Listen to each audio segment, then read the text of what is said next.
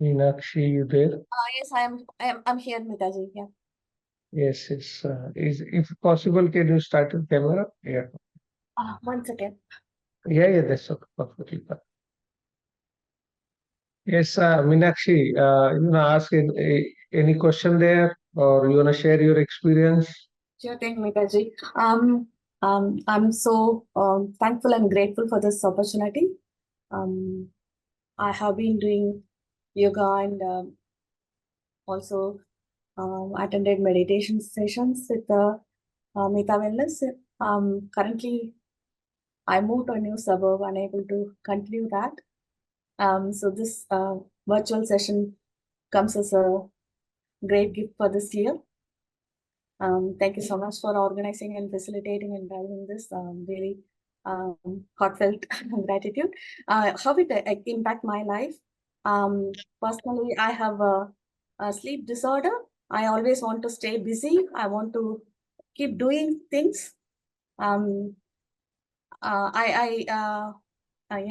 I don't take take a pause and um, live in the being is not something that I'm practicing. So this session makes me shift me from doing to being, and which gives me good rest in the sleeping well, which means I'm waking up early. I'm able to do my morning routine pretty well. My rituals are getting better. I have a happy life, and this is giving back uh, all the essence in my life. Thank you so much, Mitaji. No worries. Do you have any question about what we did today or anything? Is it all clear to you from today's session? I'm able to follow. Okay, good. Thank you. No worries. Thank you. All right. Who will go to next? Krishna. That's Krishna. Um, so we'll go to Rajiv. You there, Rajiv? All right. Is it possible for you to start video, or otherwise you can just talk like that? No problem. We can. All right. Any question? Um, Thing you want to share for today's? Mitaji, your sessions are always helpful. I always like, in spite of listening to you for so many years, and it's every now and then all the techniques, tools are always helpful. First, I was wondering, like, how can this be happening when we were talking about these things? How can this be possible? But no, it really makes sense in the real world. And, repetitions, like, few mantras. Um, I don't know, Mitaji, I follow you a lot. So it has become a part and parcel of me. Um, so it has really have a very positive impact in my life. And right now, the Om Namah Shivaya, he's my Guruji, Shivji. So, so I feel very blessed, like he has given me a chance to send me to Mitaji so I can learn these things. And I very, very, it's a heartfelt gratitude, which I cannot be expressed in the words. But at the same time, I see the problems. Like, I'm saying it's a problem because it's no more a problem for me right now. But I can see a lot of people who are going through, as I'm not sure, Minakshi said, sleep deprived or it's hard to sleep. It's a very one of the common things to happen. Um, but how these tools and techniques change the person's perceptivity. So I think Minakshi can very well feel it rather than saying it over the words. How can this be possible? Um, but these things do make a good impact in person's life. So because we have a little bit of a tools and techniques, so that's why we can say to the other people, they are not aware of these things. Even though they are aware of these things, they're not following it. So they need someone like a mentor, or they have to go through the process, which I'm glad I'm been blessed. Like you, I met to know you, and I've gone through that. Um, that's all I can say. I mean, I think we all, whosoever is previous students, they all feel the same. Same here, and it's I am also learning every day. It's not like it's a mutual journey. What I was in 2018, 19, 20, 21, 22, 23, 24, Yeah. it's different. Like Yeah, it's changing. we're all learning. So Yeah. every day, every moment. Yeah, it's a beautiful journey, you know. Yeah. And what for me, what matters is today, because what I want everyone to understand that the most beautiful thing you will ever get is today. I Uh, I our I mind. yeah, I don't know whether you recall that my son used to come there, and Yes, he even remembers that you saying today, he even says one second next is a future. So why yes, thinking about the next second? We're not yes, talking about the day. He even teaches me, he said, why, daddy, why are you thinking of the next second? We're thinking of right now. yes. And it takes long time because is that we are only doing, doing, doing. Doing means we are compulsive to think about the next moment Yeah. rather than being in this moment. And what I understood that, you know, if we just relax in this moment, that if we just appreciate this moment, that we have everything we need. There is nothing we are lacking. We are full in this moment. In this And moment. if that fullness, if that fullness stays with us, automatically everything will come back. Like whatever your desires, whatever your dreams, they feel like they're already been given to you. Yeah. We need to live in that feeling of abundance that this moment is perfect. We have everything what we need in this moment, and there is no lackness. And in that feeling of abundance, everything will come attracting to you. Everything comes to, it's a law of attraction. If you are abundant, if you're feeling abundant, the abundance will come to you. Yeah. If you feel lack, the lack will come to you. Hi, Mita. No, I agree. Instead of watching Netflix, sitting here and meditating is so much better. And the sessions are very helpful. In a subtle way during the day, there's little reactions that are different or more Mhm. compassion. It's really nice. And I noticed today in the meditation, you were saying that any thought is like a mind movement. Yep. So there was one point where I got a very strong thought, which I would normally have followed down the Yep. rabbit hole. But Yep. then I remembered what you said, and then I thought, no, it's just a movement. Don't believe it. Yep. Thought is nothing but just a movement of your mind. Nilesh, you wanna say something? We'll take a last sharing today from Nilesh, and then we'll close. Thank you, Hamidji, for helping us. It's perfectly fine. It is a good learning experience. Got to learn about energy body, and I wasn't aware that things like pride, shame, they're also a body.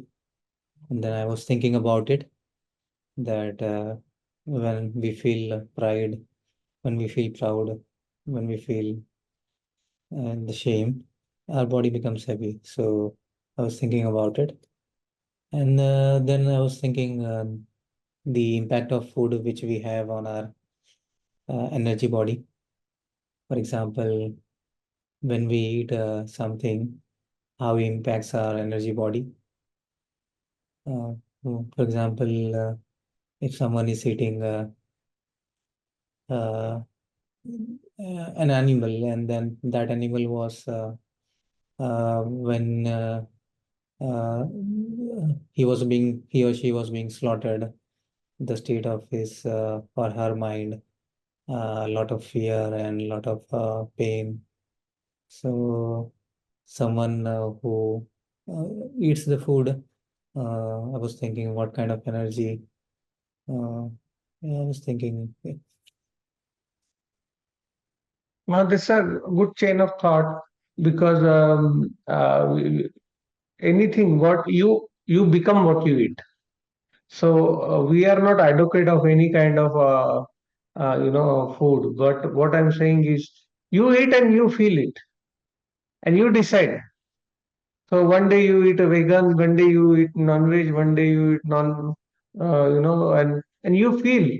How's my next day's experience? We are not here to advocate any type of food. What we are saying is you eat, you experience your energy, you experience your how your day goes, you see how your emotions are playing up, and based on your experience, then you decide what is good for you instead of anybody dictating or telling anyone what to do in their life. So at the end of day, we are eating or we are doing everything for having a good experience. I think Raju want to say something. So let's go to Raju. You are on mute, mate. Wait. Yeah. Yeah.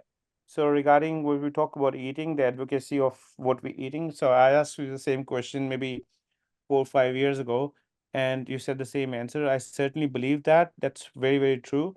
Because we all not the same. We have got a different thoughts, different conditioning, different brought up, different type of body. Even if we are twin brothers or sisters, we still have the twin different body type. Yes. So one may feel hungry, by eating one bread. The other one maybe eating three breads a day. So Yeah. everybody feels different, and I think our everything what you're talking about, like we should try to listen to our body because our Yeah. body is best. It tells 100%. you everything. It's Yeah. we are so busy in the other things, we don't listen to our own body. But the body Yes. usually tells us each and every sign. Even Everything. if we are full, the body tells the Yes. signals that my tummy is full. We still keep on eating it. Yeah. So these are my few words as well. But to say Yes. true, we should try to listen to our own body. Yes. All these And three and and bodies. to listen, we need awareness. The more aware we become, we can see, feel what is going in my head, what is going in my body. Is there any stiffness? Is there any sadness? Is there any anger? Earlier, we didn't even know what's wrong with us. This is Yeah. all what basically those techniques are doing. Is rewiring your brain or rewiring your mind to be in the present, which is our natural state. And through my experience, I understood all this spirituality, all these big words like enlightenment, awakening, kundalini, all these things. You know what it comes down to? What they are referring to? They are referring to the simple state of your childhood. Yeah. When you are in childhood, we were just being. We were not aware of mind, not body. We were just being Mm. in that moment, and we are going out and playing. In our being, we were doing all the activities. Yeah. Now today, in our thinking, we are doing all the activities. That's the only difference.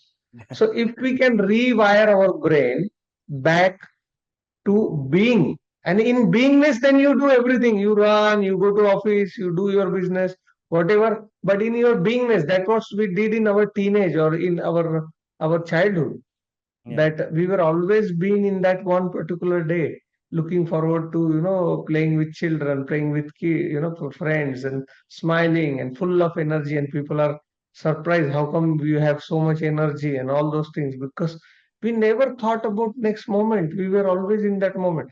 So all this, what in Sahas Samadhi, what I found, Sahas Samadhi, enlightenment, all these are big names. They are referring to the simple state of our childhood, of our beingness, our capacity to just be. Now because we have, our brain has developed, our mind has developed, and it is constantly analyzing threats, constantly analyzing fear, insecurities, and then making you work, do on that. Many times it tells us lie, and it has its own agenda behind it. So if we can rewire our brain to just be. Now it's not going to be just be. We have to do a lot of things, and then once a lot of thing is done, then you go in samadhi, that you can just be, simply be.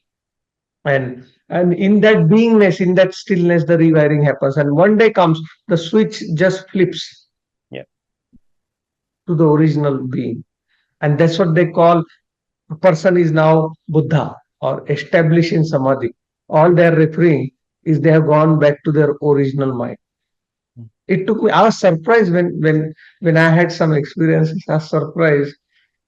what I thought about spirituality and the samadhi and enlightenment and awakening and establishing yourself in samadhi was so simple. It is Mm, so simple that your mind always misses it. It is that simple. It's simpler than simple. mm, All right. Thank you so much for joining today. mm. And I hope you enjoyed. And we meet here every Monday to Friday, 8 o'clock, and then we help each other walk home. That's the best way to put it. Yep. But thanks so much.